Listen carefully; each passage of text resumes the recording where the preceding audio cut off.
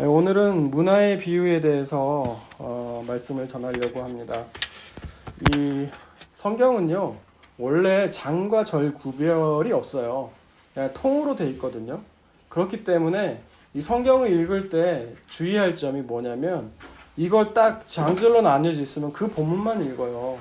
근데 그렇게 읽으면 안 돼요. 앞에 것과 뒤에 것 나와 있는 그 앞뒤로 읽어야 그 문맥이 이해가 되거든요. 그걸 영어로 컨텍스트라고 그래요. 문맥이에요. 굳이 원어 이런 것은 안 배워도요, 그 안에서의 문맥만 읽어도 이 성경 본문이 오늘 무엇을 우리에게 전하려고 하는지를 이해할 수가 있어요. 여러분, 이 문화의 비유는요, 이 마태복음 25장에 보면 달란트 비유가 나와요. 똑같이. 내용은 비슷해요. 구조가 똑같아요. 이 달란트 비유도 어때요? 뭐 주인이 5달란트, 2달란트, 이렇게 1달란트를 나눠주면서 장사라고 해요. 그리고 5달란트 가진 사람은 5달란트를 남기고, 2달란트 가진 사람은 또 2달란트. 이 1달란트 가진 사람이 꼭 문제죠. 여기도 오늘 본문도 한 문화 가진 사람이 꼭 문제예요. 그것을 꽁꽁 싸매요. 예, 그래가지고 나중에 이제 결론이, 대부분 이 문화의 비유나 달란트 비유 설교의 본문을 들어보면 이런 결론에 가더라고요. 꼭 뭐냐면, 여러분이 주신 그 달란트, 재능, 그리고 여러분이 준 모든 것들이라면 재산도 다 포함돼요. 이것들을 전부 다 하나 어떻게 쓰느냐에 따라서 이 종들에게 상이 달랐듯이 여러분들에게 상이 다르다고. 그러니 어떻게 해요? 교회에 열심히 충성 봉사하시라고. 이렇게 거의 결론을 맺더라고요. 여러분, 이것이 성경 본문, 그 본문만 보면은 얼핏 보면 그렇게 들릴 수가 있어요. 그런데 이런 성경 해석을요, 아이제시스라고 그래요. 이게 뭐냐면, 설교자가 의도를 가지고 그 본문을 보게 되면 그 본문밖에 안 보인다는 거예요. 그러나 어때요? 이 반대가 엑세제시스가 있거든요. 그건 뭐냐? 성경 원문에 나와 있는 시제나 격이나 이런 걸 다 따지고요. 그 안에 쓰여진 단어의 용례를 다 찾아보고요. 그러니까 설교 한 편이 이렇게 되려면은 굉장한 시간과 노력이 많이 필요해요. 제대로 하려면. 그러면 어떻게 나오냐? 내가 하고 싶은 말이 아니에요. 그 본문에서 전달하고자 하는 바가 무엇인지가 나오게 된다는 거예요. 오늘날 이 본문을 가지고 상급 차등이네 해가지고 결론을 내린다면, 여러분, 이게 자기 중심적 성경 해석이라고 그래요. 그 삭개오 본문도 마찬가지거든요. 삭개오가 예수님을 만났을 때 보라고, 4배나 갖고, 자기가 토한 것을 4배나 갖고, 이런 것에 초점을 두면요, 빗나간 거예요, 성경 본문이. 이 문화의 비유 전에 나온 게 삭개오 본문이거든요. 이 삭개오 본문도 가만히 보세요. 여기서 무엇을 말하고자 하는지 보시라는 거예요. 삭개오가요, 예수님이 구원을 베푸시기 때문에 구원을 얻고자 해서 예수님을 본 게 아니에요. 예수님이 누군가 하여라는 거예요. 궁금했어요. 하도 예수님 소식을 많이 듣다 보니까. 근데 자기는 어때요? 죄인이고 손가락질 받는 사람이라 감히 그 부자 청년처럼, 관원처럼 딱 나서서 자신 있게 나가질 못해요. 여러분, 이게 죄인된 심정이거든요. 이 죄인된 심정이 어때요? 그래도 예수님 보고자 먼 발치에서 보려고요? 그 돌 무화과 나무에 올라가요. 옛날 성경은 뽕나무로 나 있었거든요. 근데 돌 무화과 나무가 맞대요. 이 돌 무화과 나무는요, 이 눈에 띄지도 않는 그 좀 작은 나무래요. 이 작은 나무 눈에 띄지 않게 그 무리 가운데서 예수님 보려고, 몰래 보려고, 삭개오가 그런 거예요. 근데 삭개오의 마음을 누가 알아요? 예수님이 아신 거예요. 그래서 그 예수님이 삭개오를 찾아오신 거예요. 그리고 그 집에 구원을 베푸시는 것이 이 삭개오 본문이거든요. 그게 뭡니까? 바로 구원이라는 것은 우리가 찾아가는 게 아니라는 거예요. 누가 찾아오셔야 돼요? 그 은혜의 주님께서 우리를 찾아오셔야 그게 구원이라는 거예요. 여러분, 이사야 6장에도 보면요, 얼핏 이해가 안 되는 말씀들이 있어요. 이 백성이 눈으로 보긴 보아도 깨닫지 못하고, 귀로 듣긴 들어도 깨닫지 못하게 하라고 이사야에게 말을 하거든요. 그걸 왜 그렇게, 아니, 듣고 보고 깨달아야지 그래야 되는 거 아니에요? 생각을 하기 쉬운데 그게 아니라는 거예요. 왜냐하면 사람은 그걸 자기가 듣고 깨닫고 보았다고 깨닫고 나가면 뭘 가지고 가느냐? 자기 의를 가지고 나가게 되는 마련이라는 거예요. 바리새인이 바로 그런 존재였거든요. 내가 누구보다도 하나님 나라에 가면 1등으로 앞설 수 있는 사람이다 라고 생각을 한 게 이 바리새인이었다는 거예요. 왜 바리새인과 예수님이 대척점에 쓴 걸까요? 이 예수님이 이 바리새인의 외식함과 그렇지 못한 것을 지적했기 때문에 이 바리새인이 예수님을 죽이려고 한 거였어요. 그래서 오늘 본문에 나온 문화의 비유도요, 그 연장선상에 있다고 보시면 돼요. 이 예수님이 오신 건 왜 오셨다고요? 9절과 10절에 보면 인자가 온 것은 잃어버린 자를 찾으러 오셨다는 거예요. 그런데 이걸 잃어버린 자는 이 안에는요, 사실 누가 포함되어 있어요? 사실 바리새인도 잃어버린 자예요. 하나님을 어떤 분으로 알아요? 오늘 문화의 비유에 보면은 한 문화를 가진 자가 그 자가 어떻게 고백을 하는지 먼저 한번 볼까요? 한 문화를 가진 자가 뭐라고 말을 하냐면 이 21절에 보면 당신은 엄한 사람이라는 것을 내가 무서워함이라. 어떤 사람이라고요? 당신은 무서운 사람이라는 거예요. 여러분, 바리새인처럼 율법에 관해 자기 의를 갖고 있는 사람은요, 하나님이 상과 벌을 내리는 확실히 무서운 사람, 그런 사람으로밖에 알아들을 수밖에 없다는 거예요. 그래서 이 무서운 사람이나 당신은 두지 않은 것을 취하고 심지 않은 것을 거두나이다. 이 후반부의 말씀의 의미는요, 이제 문화의 비유를 풀어가면서 이거에 대해서 얘기를 할게요. 21절은요, 하나님에 대해서 오해한 그 문화에 한 문화를 가진 종의 말이거든요. 이 오늘 문화의 비유를 통해서, 그렇다면 오늘 예수님께서는 이미 삭개오 집에 오셔가지고 이 문화의 비유를 왜 또 말씀하시는 걸까? 그리고 또 난해한 구절이 뭐예요? 있는 자는 더 받겠고 없는 자는 그 있는 것까지도 빼앗기라는 그 말씀의 의미가 도대체 무엇인가? 그거에 대해 초점을 두고 말씀을 같이 나누도록 하겠습니다. 먼저 11절을 읽어주세요. 11절 시작. 그들이 이 말씀을 듣고 있을 때 비유를 더하여 말씀하시니 이는 자기가 예루살렘에 가까이 오셨고 그들은 하나님의 나라가 당장에 나타날 줄로 생각함이더라. 네, 이 말씀의 문화의 비유를 말씀하게 된 배경이 오늘 11절에 나오고 있어요. 여기서 그들이라는 건 바로 이 삭개오의 집에 거한다는 걸 보고 구원이 너의 집에 임한다는 얘기를 해주신 그 예수님의 말씀에 좋았던 사람들도 있을 거고요. 바리새인처럼 저가 죄인의 집에 거한다라고 이 비난했던 바리새인과 같은 사람들도 있었을 거예요. 그리고 또 누가 있어요? 이 제자들도 있었을 거란 말이에요. 그런데 왜 예수님께서는 이 문화의 비유를 말씀하셨냐? 이유가 바로 이거예요. 이는 자기가 예루살렘에 가까이 오셨고 그들은 하나님의 나라가 언제 나타난다고요? 당장에 나타난 줄로 생각했다라는 거예요. 예, 대표적으로 제자들이 그랬죠.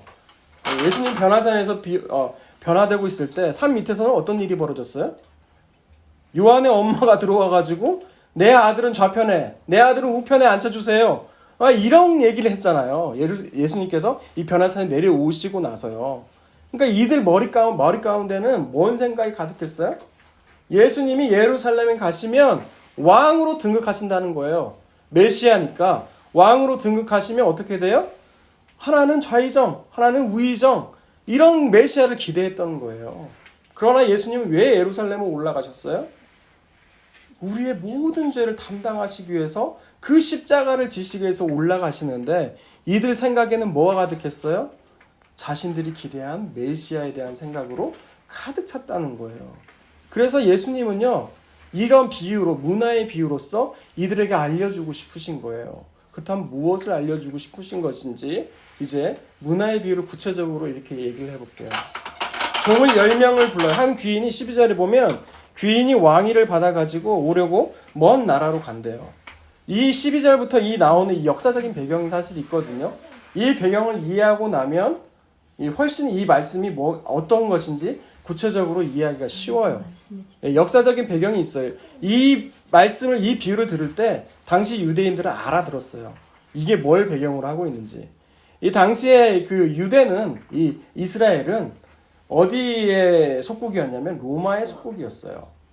그럼 로마의 속국에는 분봉왕이라는 것이 있어요.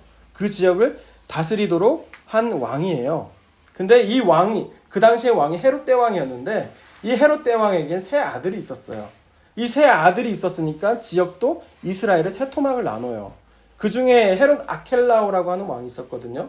근데 이 헤롯 대왕이 죽으면서 세 아들들에게 지역을 나눠서 주었는데 문제는 뭐냐면 그 왕위를 인정받으려면 로마의 황제에게 제가를 받아야 돼요. 제가라는 건 승인이에요. 추후 승인. 왕이 됐으니 나를 왕으로 인정해 주세요라고 로마 황제에게서 인정을 받아야 왕으로 인정받는다는 거예요. 그런데 어때요? 이 헤롯은 에돔 계열이거든요. 반반 섞였어요. 하프예요. 혼혈이에요. 그리고 또 게다가 유대 사람들 많이 죽였어요. 그러니까 이 헤롯 아켈라오에 대한 반감이 심했다는 거죠. 그래서 뒤에서 유대 지도자들이 뒤로 로마 황제에게 사신을 보내요. 우리는 이 사람을 왕이 되길 바라지 않아요. 라고 얘기를 한 거예요. 이제 그리고 나서 그런 것들을 역사적인 배경을 하고 나서 이 비유를 말씀을 할 때 유대인들은 이 비유가 뭔지 알아들었다는 거죠. 이 귀인이 왕위를 받아가지고 먼 나라로 갈 때 그 종 열을 불러요. 네, 몇 명이라고요? 10명을 불러요. 10명을 불러요. 네, 잘 들어봐요. 그러니까 10명을 부르는데 이제 10문화를 다 한 문화씩 다 나눠줬다는 얘기예요. 그리고 내가 돌아올 때까지 장사해라 라고 한 거예요. 그러면서 그런데 14절에 보니까 그 백성이 그를 미워하여 사자를 뒤로 보내어 이르되 우리는 이 사람이 우리의 왕됨을 원하지 아니하이나이다. 이 말씀의 배경이 바로 그렇다는 거예요. 그러니까 여기에 이 말씀으로 밀어봐서 어떤 말씀이냐면 정말 이 왕이 보냄받은 이 왕이 왕으로 인정받았을 것이다 라고 생각하면 어때요? 이 왕에게 충성을 바치겠죠. 하지만 이 사람이 왕이 되지 못할 것이다 라고 생각하면 어때요? 그냥 두 사람이 왕이 못 되면 어때요? 나중에 후에 다른 사람이 왕이 되면 자기는 간당간당한 목숨이 되니까 그냥 충성 당하면 안 되죠. 그쵸? 그러니까 10명 중에요. 나중에 어때요? 7명은 아예 생략돼 있어요. 그 왕은 뭐예요? 이 사람이 왕이 되지 못할 거다라고 생각을 해서 그냥 그 문화를 어때요? 반납하지도 않고 찾아오지도 않았다는 얘기예요. 근데 그 사람들은 어떤 결말을 맞이하게 돼요? 맨 나중에 몇 절이죠? 27절. 27절을 읽어볼까요? 시작. 그리고 내가 왕됨을 인하여 원하지 아니하던 원수를 이리로 끌어다가 내 앞에서 죽이라. 네. 어떻게 돼요? 죽여버린다는 거예요. 그리고 이 세 명의 종 이제 왕위를 받아가지고 헤롯 아켈라오도 마침내 왕위를 받거든요. 받고 이제 딱 왔어요. 이제 왕위를 받아오면서 이제 정산을 하는 거예요. 이제 정산을 하는데 뭐라고 말해요? 한 문화 첫째가 뭐래요? 한 문화를 가진 사람이 10문화를 남겼어요. 그러니까 어때요? 착하고 충성된 종아. 그렇죠? 그렇게 얘기를 해요. 또 둘째 종이 와서 한 문화로 몇을 남겨요? 5문화를 남겨요. 그래 잘했다라는 거예요. 그런데 여기에는 그 달란트 비유에는 그 상이 나와요. 5달란트를 더 남기고 2달란트를 남긴 자에게 그 상을 주거든요. 마태복음 25장에 보면 어떤 상이에요? 작은 일을 좋아하는 큰 네. 일을 내게라. 아니요 그거 말고요. 달란트를 더 줬던 것 같은데. 맞아요. 그건 5달란트 남긴 사람은 5달란트를 주고 2달란트는 2달란트를 줘요. 근데요 마태복음 25장 한번 볼게요. 마태복음 25장. 마태복음 25장 20절. 만약 이것이요 상급 차등이 정말 포인트라면 그 달란트 받은 걸요 자기가 가져요. 그런데 이 5달란트 받은 사람이 20절에 보면 5달란트를 내가 남겼습니다 라고 누구에게 주냐면 주인에게 돌려줘요. 예, 5달란트를 남겼습니다. 그러니까 21절에 착 잘하였다 충성된 종아 이것을 말을 하면서 뭐라고 말을 하냐면 내가 많은 것을 내게 맡기리니 내 주인의 즐거움에 참여할지어다 라는 거예요. 여러분 이것이 바로 이 달란트 비유 그 맡긴 그 종들에 대한 상이 이거라는 거예요. 내 주인의 즐거움에 참여하는 상이 있다는 거죠. 우리도 마찬가지예요. 하나님의 그 구원을 받았으면 구원을 다 우리가 전도하는 건요. 우리가 상급을 받기 위함이 아니라는 거예요. 네, 어떤 사람은 이제 그 서신서를 보면 면류관 얘기가 나오거든요. 뭐 생명의 면류관, 의의 면류관, 영광의 면류관 있대요. 각자 뭐 있는 줄 알아요. 그러나 이 생명의 면류관, 의의 면류관, 영광의 면류관은 모두 다 예수님을 가리켜요. 그리고 이걸 받은 것을 인하여서 이들이 자랑하고 뻐기는 게 아니에요. 이걸 받기 위해서 계산하고 충성된 게 아니라는 거예요. 뭐예요? 이 주인의 그 구원의 사역에 동참하는 이 즐거움, 그리고 이 내가 나 같은 자를 써주셨다는 그 구원의 감격이 있다는 거예요. 아멘. 여러분에게 그 감격이 있냐는 거예요. 우리가요, 포도원 풍분의 비유도 여러분 아실 거예요. 한 사람이 12시간 일한 사람이나 6시간 일한 사람이나 1시간 일한 사람이나 똑같이 임금을 줘요. 그걸 보고 12시간 일한 사람이 6시간 일한 사람이 분을 내죠. 나는 아침부터 수고했는데 왜 저 사람은 저러냐 하는 거예요. 여러분, 이것은 구원받은 자의 태도가 아니라는 거예요. 여러분, 12시간 일한 사람이요, 처음에 얼마나 감격한 줄 알아요? 내가 오늘 일용직 노동자들은요, 하루에 만약 그 노동시장에 나가서 자기가 선택을 못 받으면요, 하루 종일 그 집안 식구들이 다 굶어 죽어야 돼요. 그런데 자기가 그 사람에 의해서 선택을 받고 내가 일할 수 있다는 거에 감격이 있었어요. 구원의 감격이 있었다는 얘기예요. 그러나 어때요? 시간이 지나감에 따라서 구원의 감격은 희미해지고, 왜 저 사람은 저렇게 받냐고, 왜 이렇게 되냐는 거예요. 포도원의 풍부한 비유가 뭐예요? 구원받은 자가 어떠한 자세를 취해야 되겠냐는 거예요. 그리고 또 하나의 비유가 나오죠. 그 종의 비유. 종에게 예수님이 그러시잖아요. 누가 종이 밖에서 수고하고 들어오면 수고했다, 앉아서 먹으라 할 종이 있냐고, 주인이 있냐고, 이거 시키고 저거 시키고, 나중에 와서 어때요? 그 종이 주인에게 하는 말이 뭐예요? 나는 마땅히 해야 될 일을 한 무익한 종이라고 한다는 거잖아요. 여러분, 이게 바로 구원받은 사람의 이 자세라는 거죠. 이걸 가지고 상급 차등을 얘기하고, 내가 이렇게 했으니 하나님께서 하나님 나라 가면은 큰 상 주실 거야, 이걸 바라보고 기대하는 사람들은요, 아직도 구원이 무엇인지 이걸 잘 모르는 거예요. 자기 힘으로 구원을 받을 수 있다고 생각하는 사람들은요, 그렇게 볼 수가 있는 거예요. 오늘 나온 문화의 비유도 마찬가지예요. 다섯 문화, 10문화를 남기고 5문화를 남기고, 이게 중요한 게 아니라는 거예요. 이 종들의 특징은 어때요? 이 종은 이 귀인이 왕을 받고 올 거라는 믿음이 이 사람 안에는 있었다는 거예요. 그렇기 때문에 어때요? 충성되이 일을 한 거예요. 그 결과는 중요하지가 않아요. 그 주인이 와서 만약 그 10문화가 아니라 7문화, 6문화, 이 숫자가 중요한 게 아니라니까요. 네가 충성된 종이구나. 내가 왕으로 올지 안 올지, 다른 7명들은 어때요? 7명의 종놈들은 신경도 안 쓰고 아예 나타나지도 않았는데, 너희들은 내가 올 것으로 알고 있구나, 인정해 주시는 거예요.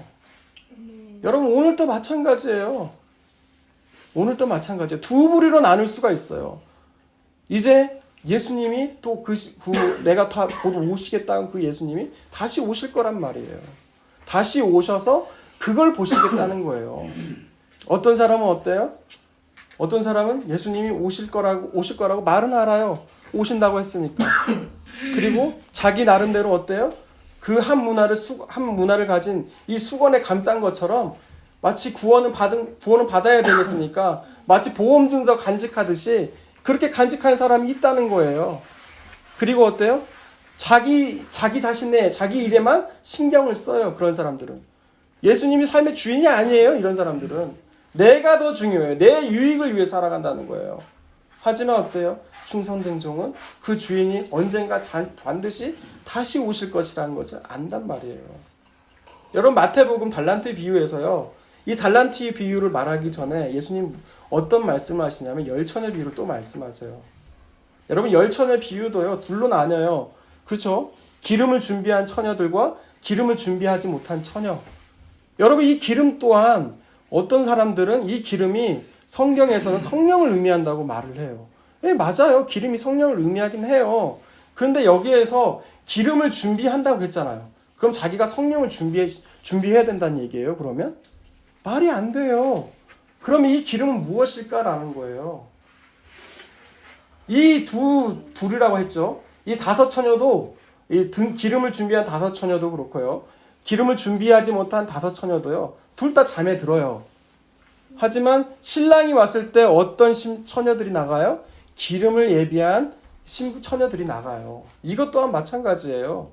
신랑이 올 거라는 것을 알았던 처녀들은 그걸 준비한다는 거예요. 기름은 즉 뭐예요? 그 다시 오실 주님이 오신다는 그 믿음을 가진, 그 약속을 믿은 충성된 사람들만이 바로 그 기름을 가진다는 거예요. 여러분, 열 처녀의 비유도 그렇고요. 열 처녀의 비유도, 이 달란트의 비유도, 오늘 본문의 누가복음의 문화의 비유도 역시 한 가지를 얘기해요.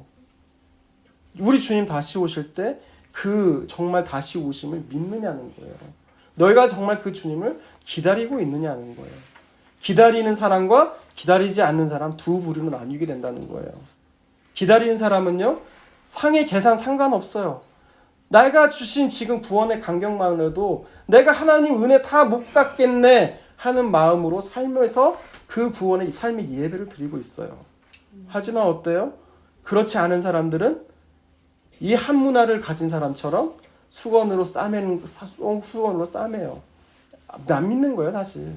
이 주인이 다시 오실 거라는 걸 믿지 않아요. 근데 찜찜하니까 혹시 오실까봐 이 수건으로 문화를 감싼 것처럼 한 달 땅에다 묻은 사람처럼 그러고 산다는 거예요. 거기에서 나온 말씀이 이제 그 말씀이에요. 오늘 다시 본문 누가복음 19장 26절 읽겠습니다. 26절 시작. 주인이 이르되 내가 너희에게 말하노니 무릇 있는 자는 받겠고 없는 자는 그 있는 것도 빼앗기리라. 아멘. 이 말씀이 바로 그 말씀이에요. 네, 있는 자, 10문화, 5문화 남긴 그 충성된 종들은 그 있는 것까지도 더 누리겠다는 거죠. 예, 그 구원에 예수님이 오신다는 것을, 그 약속을 믿는 사람들은 어떤 말씀을 읽어도 어때요? 그 생명이 넉넉해지고 풍성해져요. 하지만 그렇지 않은 사람들은 어때요? 그 있는 것까지도 빼앗기게 된다는 거예요. 부디 여러분들은 그 있는 자 안에 다 들어가시기를 주님의 이름으로 축복합니다. 우리 사도행전 두 구절을 찾아보고 말씀을 마치도록 하겠습니다. 사도행전 1장을 한번 볼게요. 우리는 그렇다면 이 땅에서 어떤 삶을 살아야 되느냐. 사도행전 1장 6절에서 8절 말씀을 읽겠습니다. 6절에서 8절 사도행전 1장 6절에서 8절 같이 읽어요. 시작.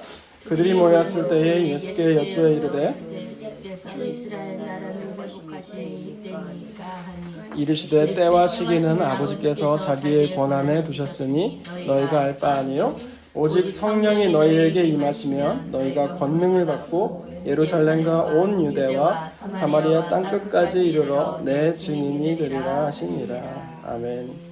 예수님께서 이제 부활 승천하실 때에 하신 말씀이에요. 제자들이 모여서 이제 예수님 올라가실 때 물어본 거예요. 하나님, 예수님, 이스라엘 나라가 회복하심이 언제입니까? 언제예요? 그러니까 뭐라고 말씀해요? 예수님이 때와 시기는 아버지께서 정하신 거라는 거예요. 이것을 두고 이제 나중에 보면은 이거 유대인들의 혼인잔치와도 이게 연관이 되어 있거든요. 이 구절을 좀 이해하려면 이 혼인잔치가 이렇대요. 그러니까 그 아버지가요, 그 신부될 여자를 찾아가지고 이제 결혼을 하는데 그때 결혼식 때까지 신랑과 신부는 서로 얼굴을 못 본대요. 그리고 이 신랑은 이 결혼할 그 신부에게 결혼한다는 이 증거로 빙패물, 그러니까 보증금 같은 거를 준대요. 돈 얼마를.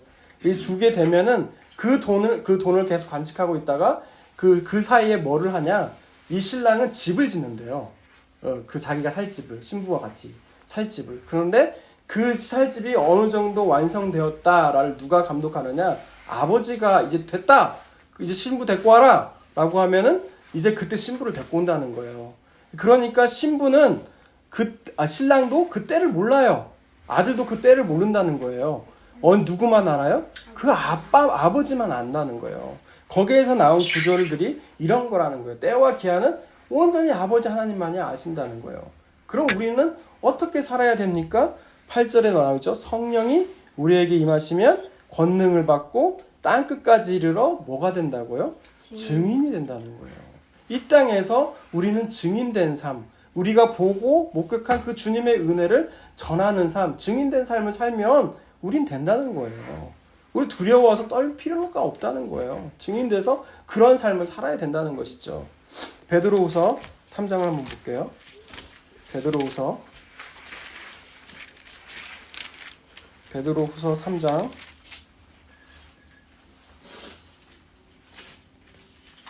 7절부터 9절 말씀을 같이 읽겠습니다. 3장 7절에서 9절 시작.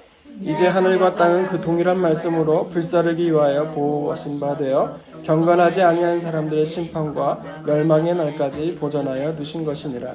사랑하는 자들아, 죽기에는 하루가 천년 같고 천년이 하루 같다는 이 한 가지를 잊지 말라. 주의 약속은 어떤 이들이 더디다고 생각하는 것 같이 더딘 것이 아니라 오직 주께서는 너희를 대하여 오래 참으사 아무도 멸망하지 아니하고 다 회개하기에 이르기를 원하시느니라. 아멘.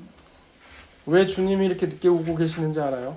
주님의 시간관념은 달라요. 천년이 하루 같아요. 지금 고작 이틀 지났어요, 주님께는. 그리고 아직까지 왜 나를 하나님이 안 데려가시나? 왜 안 데려가시는 줄 알아요? 오늘 말씀에도 나오죠. 이 말씀에도. 네?